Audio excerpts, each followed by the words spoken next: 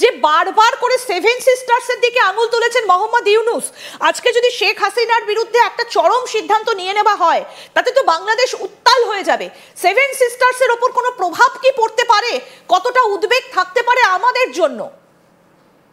দেখুন, আমি মনে করি স্ট্র্যাটেজিক্যালি সেভেন সিস্টার্সে আগামী ধরুন গোটা নভেম্বর মাসের শেষে এবং ডিসেম্বর মাসের মাঝামাঝি অবধি যা যা ঘটনা ঘটছে, সেটা আন্তর্জাতিক এবং জাতীয় স্তরে হোক এবং রাজ্য স্তরে হোক, সব ঘটনাকে খুব আতশ কাচ দিয়ে দেখার প্রয়োজনীয়তা আছে। সেক্ষেত্রে তার কারণটা হচ্ছে বাংলাদেশ উত্তাল হওয়ার প্রবণতা আজকে দুপুর থেকেই একটা সম্ভাবনা আমি দেখতে পাচ্ছি। এবং এমনও হতে পারে যে বাংলাদেশে ডাইরেক্টলি প্রশাসন ভার্সেস বর্তমান প্রশাসন ভার্সেস পলিটিক্যাল পার্টিজ একটা লেগে যেতে পারে, এবং সেই জিনিসটা এতটাই দূরে যেতে পারে যে ইউনিসকে আগামী 500 ঘন্টার মধ্যে হয়তো দেশছাড়া হয়ে যেতে হতে পারে। মানে এরকম একটা প্রবণতা হতে পারে এবং উত্তাল হবে আগামী 500 ঘন্টার মধ্যে, সেটা আমি আগেই বলে দিয়েছিলাম। এবং ইউনিসেরও জীবনহানি বা ইউনিসও দেশ ছাড়া হতে পারে, এই ধরনের একটা প্রবণতা দেখা দিতে পারে। কারণ বাংলাদেশে যেভাবে ডিপলিটিসাইজেশনের মাধ্যমে বাংলাদেশের পলিটিক্যাল পার্টিগুলোকে সাফার করাচ্ছে, বাংলাদেশের সাধারণ মানুষকে সাফার করানো হচ্ছে, সেই জিনিসটা বাংলাদেশের সাধারণ মানুষ আর কতদিন মেনে নেবে? ম্যাডাম শেখ হাসিনার ব্যাপারে যেই ধরনের অত্যাচারের কথা এনেছে, সেই ধরনের অত্যাচার তো এখন বাংলাদেশের উপরে সারাদিন হচ্ছে। অর্থাৎ এই ধরনের একটা নোংরা পলিটিক্যাল ভেঞ্জেন্স যেটা তৈরি করেছে, এই কালচার অফ ভেঞ্জেন্সটা ধ্বংস করাটা খুব প্রয়োজনীয়। এবং যদি এই জাজমেন্টটা, যদি না, আমার বিশ্বাস এই জাজমেন্টটা ম্যাডাম হাসিনার এগেনস্টেই যাবে এবং খুব খুব নোংরা কিছু একটা কঠিন এবং মিথ্যা প্রক্রিয়ার মধ্যে দিয়ে একটা খুব খারাপ জাজমেন্ট দিতে চলেছে। যেই মুহূর্তে এই জাজমেন্টটা হবে, আমার বিশ্বাস বাংলাদেশ নিজের ইকুইলিব্রিয়াম এন্ড স্টেবিলিটি হারাবে এবং বাংলাদেশের ভিতরে নানান রকম এমন ঘটনা ঘটবে বাংলাদেশের মানুষদের দ্বারা, যেগুলোকে জাস্টিফাই করাটা খুব কঠিন হয়ে দাঁড়ায়। একদম ঠিক সোমবার, যেটা দিয়ে শুরু করেছিলাম এই আলোচনা, যে ঠিক সোমবার গত 10 তারিখ 10-11 ঘটনা ঘটেছিল দিল্লিতে, এবং দিল্লি বিস্ফোরণে যখন বাংলাদেশ যোগের একটা বিষয় যে এই ষড়যন্ত্রটা বাংলাদেশে বসে হয়েছিল কিনা একটা যখন বিভিন্ন তথ্য উঠে আসছে, তখন এই ধরনের একটা ঘটনা বাংলাদেশে, যেখানে শেখ হাসিনার বিচার পর্ব হচ্ছে এবং আন্তর্জাতিক অপরাধ ট্রাইব্যুনাল বা ক্যাঙ্গারু কোর্ট, যেটাকে বাংলাদেশের মানুষ বলছেন, এক শ্রেণীর মানুষ ক্যাঙ্গারু কোর্ট বলছেন, সেখানে প্রচুর নিরাপত্তা বাড়ানো হয়েছে এবং যে কোনো মুহূর্তে পরিস্থিতি উত্তপ্ত হতে পারে। এই যে এই সময়টা, গত সোমবার এবং আজকে একটা সোমবার, এই দুটো কি নেহাতি কাকতালীয় নাকি ইচ্ছাকৃত? হ্যাঁ, এর মধ্যে সম্পর্ক থাকতে পারে এবং এটা উড়িয়ে দেওয়ার কিছু নয়। কারণ বাংলাদেশের নির্বাচিত সরকার ভারতবর্ষের নির্বাচিত সরকারের বন্ধু ছিল, এটা বাস্তব। সেরকমই বাংলাদেশের অনির্বাচিত সরকার বা সাবেকি সরকার ভারতবর্ষকে বিভিন্ন রকম ভাবে আক্রমণ করতে চেয়েছে, সেটা অর্গানিক হোক ইনঅর্গানিক হোক, সেটা কনভেনশনাল হোক নন কনভেনশনাল হোক, এবং বাংলাদেশকে নিজেদের কর্মভূমি হিসাবে ব্যবহার করে ভারতবর্ষকে আঘাতপ্রাপ্ত করতে তারা যেমন যেমন সম্ভব সাপোর্ট, সেরকম সাপোর্ট দিয়েছে।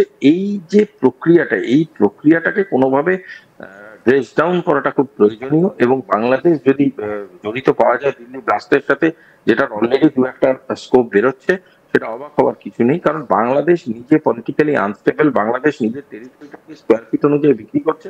সুতরাং এটা ভাবার কোনো কারণ নেই যে বাংলাদেশ আমাদের at this point of time বন্ধু হিসেবে কাজ করছে। কিন্তু এটা আমাদের বুঝতে হবে, আমাদের নিজেদেরকে বাঁচাতে হবে, তার জন্য যা যা প্রয়োজনীয় সেটা আমাদের একদম ভারত বন্ধু বাংলাদেশ, কিন্তু মোহাম্মদ ইউনূস প্রথম দিন থেকে ভারতের দিকে আঙুল তুলেছেন এবং ভারতকে একেবারে শত্রু প্রতিপন্ন করেছেন, সেটা বুঝিয়ে দিয়েছেন এক শ্রেণীর মানুষকে।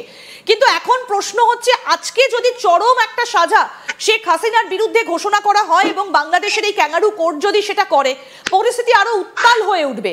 সেক্ষেত্রে আমাদের রাজ্য পশ্চিমবঙ্গ অনেকটা সীমানা রয়েছে বাংলাদেশের সঙ্গে, সেই জায়গায় দাঁড়িয়ে সেটা কতটা চিন্তার, বিশেষ করে চিকেন স্নেক? যথেষ্ট চিন্তার এবং এটা স্ট্র্যাটেজিক্যালি খুব ইম্পর্টেন্ট একটা জায়গা। সেখানে পলিটিক্যালি ভাবলে চলবে না, এটাকে পলিটিক্যালি ভাবতে হবে, সব মানুষকে একসাথে করতে হবে। ন্যাশনাল সিকিউরিটি কোনো পলিটিক্যাল ম্যাটার নয়, ন্যাশনাল সিকিউরিটিতে কোনো রাজনীতির জায়গা নেই। সবাই একসাথে কাজ করতে হবে, ইউনাইটেড হয়ে কাজ করতে হবে, জাতি ধর্ম নির্বিশেষে এবং রাজনৈতিক মতামত নির্বিশেষে সবাইকে সাপোর্ট করতে হবে। আমাদের ইন্ডিয়ান আর্মিকে সাপোর্ট করতে হবে, বর্ডার সিকিউরিটি ফোর্সেসকে সাপোর্ট করতে হবে, ইন্টেলিজেন্স ইউনিটদের সাপোর্ট করতে হবে, যাতে সবাই মিলে এটার এই উত্তরটা আমরা তৈরি করতে পারি। এবং সাধারণ মানুষের তাতে খুব জরুরি কার্যকারিণী আছে এবং সেই জরুরি কার্যকারিণীগুলোকে ভ্যালু দেওয়াটা প্রয়োজনীয়। কিন্তু পলিটিক্যাল পার্টি পার্টিগুলো এটা মেনে নিচ্ছে কেন? শেখ হাসিনা হন বা খালেদা জিয়া, ভারতের সঙ্গে তো সম্পর্ক বাংলাদেশের সবসময়ই ভালো, কিন্তু সেই জায়গায় দাঁড়িয়ে পলিটিক্যাল পার্টি এই ক্যাঙ্গারু কোর্টের এই প্রহসনকে মেনেই বা নিচ্ছে কেন? যেমন পলিটিক্যাল পার্টিগুলো এগুলো মানছে না, জোর করে মানানোর চেষ্টা করা হচ্ছে, এবং এগুলো কোনোদিনই অ্যাকসেপ্টেড কোনো মেথোডোলজি নয়। এবং পলিটিক্যাল পার্টিগুলো আরো রাস্তায় নামবে, শুধু সময়ের অপেক্ষা, একটু ওয়েট করুন, হয়তো আজকে থেকেই বাংলাদেশ চিত্র বদলাতে চলেছে। ধন্যবাদ। আমি আমি এখানে এর থেকে বেশি আমি আপাতত থাকতে পারলাম না। Very sorry about that. একটু মার্জনা করবেন আমাকে প্লিজ। অনেক ধন্যবাদ, অনেক ধন্যবাদ শুভাশিস, অনেক ধন্যবাদ। আমাদের সঙ্গে ছিলেন আন্তর্জাতিক সম্পর্ক বিশেষজ্ঞ শুভাশিস ব্যানার্জি, এবং তিনি যেটা জানাচ্ছেন যে আগামী 20 মিনিটে বাংলাদেশের মধ্যে একটা বড় কিছু ঘটতে চলেছে। আমি আপনাদেরকে দেখাবো বাংলাদেশের ছবি, যে ছবিগুলো এতক্ষণ ধরে আপনাদেরকে দেখাচ্ছিলাম, যে বাংলাদেশে কিন্তু এই মুহূর্তে দাঁড়িয়ে চরম বিশৃঙ্খল পরিস্থিতির সৃষ্টি হয়েছে, এবং এই মুহূর্তে গত কয়েকদিন ধরে বাংলাদেশে পরিস্থিতি একেবারে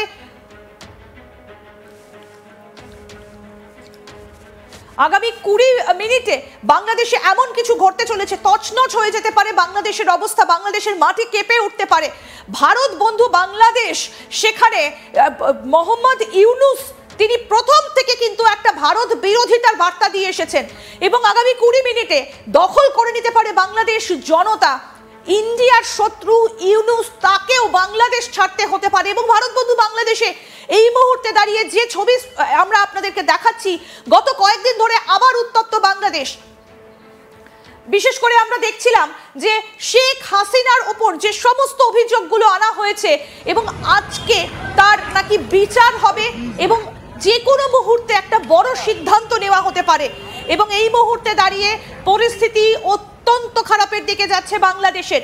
সেই জায়গায় দাঁড়িয়ে কিন্তু সেভেন সিস্টার্স, আমরা কথা বলছিলাম শুভাশিস ব্যানার্জির সঙ্গে, এবং তিনি যেটা বলছিলেন যে সেভেন সিস্টার্সেরও কিন্তু বিশেষভাবে নজর দেওয়া একান্ত জরুরি, কারণ মোহাম্মদ ইউনূস যবে থেকে বাংলাদেশে এসেছেন তবে থেকে বাংলাদেশ থেকে ভারতের দিকে অভিযোগের আঙুল তোলা হয়েছে।